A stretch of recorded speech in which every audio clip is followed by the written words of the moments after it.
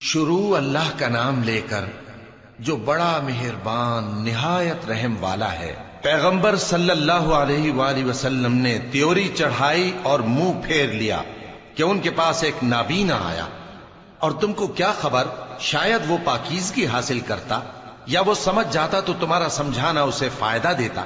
اب وہ جو پرواہ نہیں کرتا سو اس کی طرف تو تم توجہ کرتے ہو، حالانکہ اگر وہ نہ سنورے تو تم پر کچھ الزام نہیں، اور وہ جو تمہارے پاس دوڑتا ہوا آیا اور وہ اللہ سے ڈرتا بھی ہے تو اس سے تم بے رخی کرتے ہو۔ دیکھو یہ قرآن نصیحت ہے، پس جو چاہے اسے یاد رکھے۔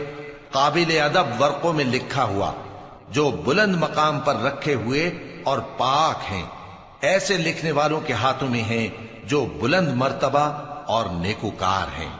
انسان مارا جائے، یہ کیسا ناشکرا ہے۔ اسے اللہ نے کس چیز سے بنایا؟ نطفے سے بنایا، پھر اس کا اندازہ مقرر کیا، پھر اس کے لیے رستہ آسان کر دیا، پھر اس کو موت دی سو اسے قبر میں پہنچایا، پھر وہ جب چاہے گا اسے اٹھا کھڑا کرے گا۔ کچھ شک نہیں کہ اللہ نے اسے جو حکم دیا اس نے اس پر عمل نہ کیا۔ تو انسان کو چاہیے کہ اپنے کھانے کی طرف نظر کرے۔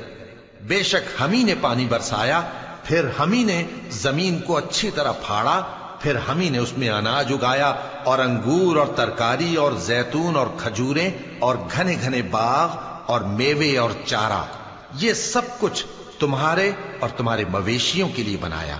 تو جب کانوں کو پھاڑنے والی آواز آئے گی اس دن آدمی اپنے بھائی سے دور بھاگے گا، اور اپنی ماں اور اپنے باپ سے اور اپنی بیوی اور اپنے بیٹوں سے بھی۔ ہر شخص اس روز ایک فکر میں ہوگا جو اسے سب سے بے نیاز کر دے گی۔ اور کتنے چہرے اس روز چمک رہے ہوں گے، خنداں و شاداں، یہ نیکوکار ہیں۔ اور اس روز کتنے چہرے ایسے ہوں گے جن پر گرد پڑ رہی ہوگی اور ان پر سیاہی چڑھ رہی ہوگی، یہی لوگ ہوں گے انکار کرنے والے بد کردار۔